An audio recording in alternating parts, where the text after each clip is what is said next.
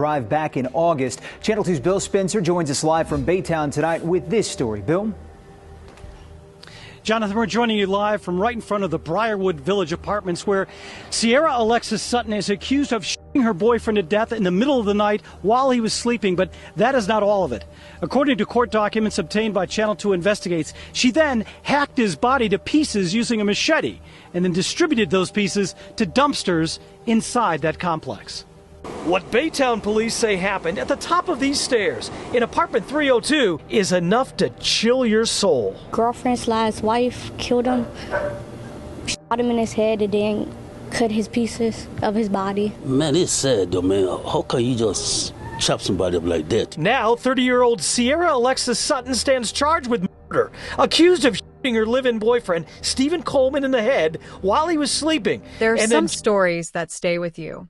Not because they are entertaining, not because they make for good television, but because somewhere behind all the details and the timelines, there was a real person, a real life. And it was cut short in one of the most brutal ways you can imagine. This is the story of Marcus Webb, a 32-year-old man from Riverside, California, a city just east of Los Angeles, where the summers are hot and the streets are loud with music. Marcus wasn't famous. He wasn't rich, but if you knew him, you knew he was alive in a way that some people never are. He rapped under the name Young Blaze, and anyone who heard him knew he had something real to say. His friends remembered him as the kind of person who could walk into a room and make it feel lighter. He laughed easily. He talked about his music the way some people talk about their children, with pride, with hope, with a sense that it was going somewhere. He didn't have a criminal record. He wasn't involved in anything dangerous. He was just living, working on his craft, trying to build something.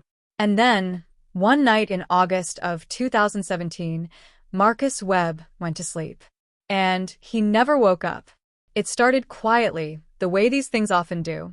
His girlfriend, 30-year-old Deja Renee Harmon, called the police on August 18th and told them Marcus had been missing since the evening of August 16th. She said he had left their apartment around 10:30 at night, and she hadn't heard from him since. On the surface, it sounded like a worried partner doing the right thing, filing a report, asking for help. But the police noticed something almost immediately. Both of Marcus's cars were still parked in the lot outside their apartment building, the Lakeview Gardens complex in Riverside. His phone was going straight to voicemail. Nobody on social media had heard from him. Nobody had seen him. And the woman who said she was worried about him was the last person who had. Something wasn't adding up. And the more investigators looked, the more they realized this wasn't a missing person case at all. This was something far darker. And it was going to take them to one of the most disturbing crime scenes the city had ever seen. Before we talk about what happened that night, I want you to sit with something for a moment. Because this part of the story is the hardest to understand. Marcus Webb had actually talked about this before. Not in a dramatic way. Not like someone who thought they were in danger. But casually, the way people say things they hope will never matter. He had told at least one of his close friends, and I mean he said this out loud, more than once, that if he ever went missing, if something ever happened to him under strange circumstances, they should look at Deja. Think about that. He said that. And then exactly that happened.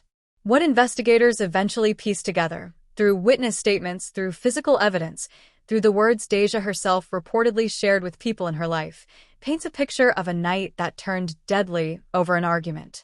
On the evening of August 16th, Marcus and Deja got into a fight inside their apartment. The exact words exchanged that night, we don't fully know. But what we do know is that after that fight, Marcus went to bed. He went to sleep. And according to accounts from multiple people who later spoke with police, Deja Harmon shot Marcus Webb in the head while he slept. Let that sink in. He was asleep. He was vulnerable. He had no idea what was coming. And the woman who shared his home, who he was in a relationship with, ended his life while he was unconscious. What makes this even harder to process is what some witnesses later told police, that Deja's 10-year-old daughter was in the next room when this happened. A child. In that apartment. On that night. Now, I'm not going to pretend I can fully explain what leads a person to something like this. Relationships can be complicated. Tensions can build. Pain can warp people. But nothing explains what came next. Because after Marcus was gone, Deja didn't call for help. She didn't panic. She made a decision. And that decision tells us everything we need to know about the coldness of what was done. This is the part of the story that I think is genuinely difficult to say out loud. Because it goes beyond the act of violence itself.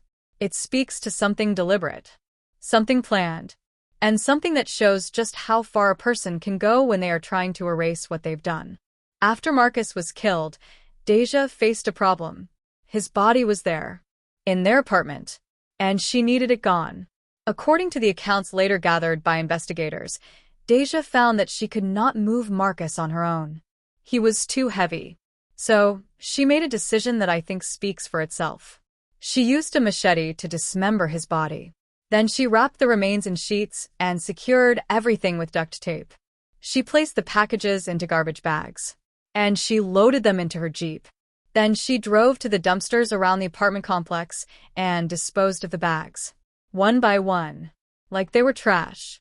Those dumpsters were regularly emptied into a waste disposal facility in San Bernardino County, east of Riverside. A landfill that takes in garbage from communities across the region. And on August 22nd, 6 days after Marcus died, a worker at that landfill discovered something in the waste. A human torso, among the regular trash, mixed in with the ordinary garbage of everyday life.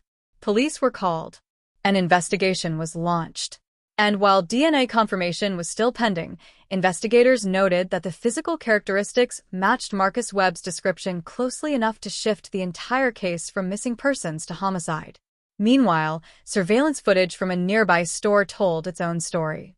A woman matching Deja's description was captured on camera using Marcus's credit card. The items she purchased? Duct tape. And a mattress pad. The kind of things you'd buy if you were trying to clean something up and cover something over. And all the while, Deja was out there, talking to Marcus's family, helping hand out missing person flyers, standing beside people who were desperate to find the man she had already taken from them. His own mother, his brother, searching, grieving, not knowing that the person walking next to them already knew exactly where Marcus was. That image of her standing there handing out flyers, that's the one that stays with me. Here's what I've noticed about cases like this. The truth has a way of coming out. It doesn't always come fast. It doesn't always come easy. But it comes. Deja had filed the missing person report herself on August 18th. Maybe she thought that would protect her, make her look like a concerned partner. And for a brief moment, it may have worked. Police followed the standard process. They looked around. They asked questions. But then they started to find things. When investigators executed a search warrant on August 24th at the Lakeview Gardens apartment, what they found confirmed their darkest suspicions. The place had been stripped. Personal belongings removed. Furniture gone. Almost as if someone had tried to erase the life that had been lived there. But you can't erase everything. Blood doesn't disappear that easily. Crime scene technicians found blood in the bedroom, in the bathroom, in the kitchen, in multiple places throughout the apartment, evidence that something violent had happened there and that someone had tried very hard to hide it. They also found blood inside Deja's Jeep, in the same vehicle that had been used to take Marcus's remains to those dumpsters.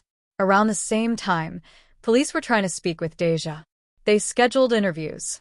She didn't show up. They tried again. She went quiet.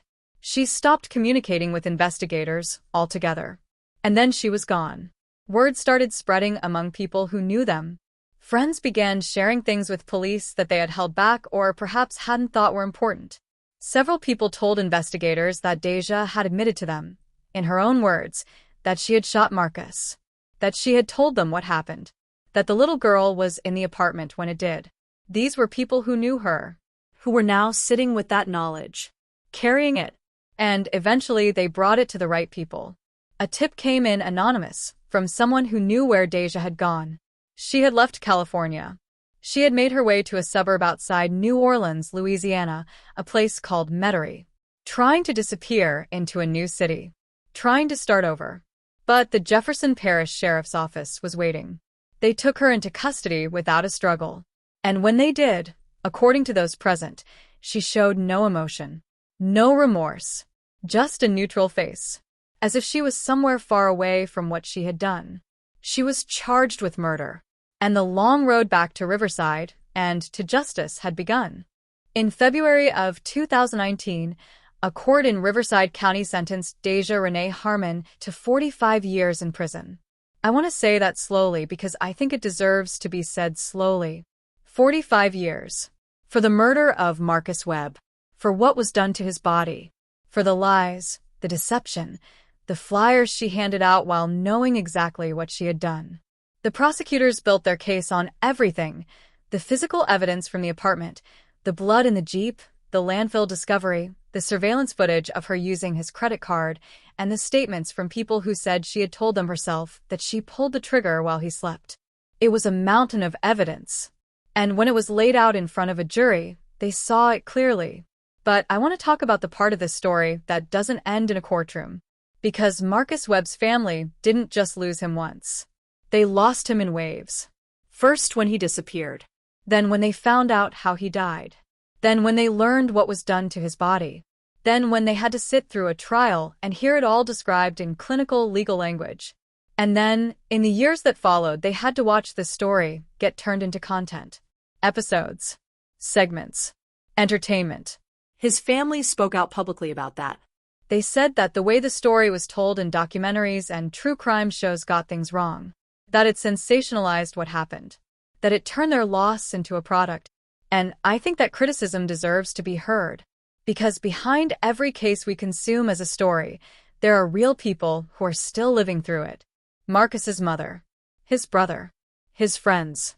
They still wake up in a world where he isn't. And there's one more thing I keep coming back to. He told someone. He said out loud, if something happens to me, look at her. He felt something, even if he didn't know exactly what it was. And that's a painful thing to sit with. Because it suggests that the danger was already there, already present, already real, before that August night ever came. So, what do we do with a story like this? I don't think the answer is to move on quickly. I think the answer is to slow down. To remember that Marcus Webb was a person. That he had music in him. That he had a name. That he mattered to the people who loved him. And that he deserved so much more than what he got. Rest in peace, Marcus. Your story is not forgotten. Follow for more.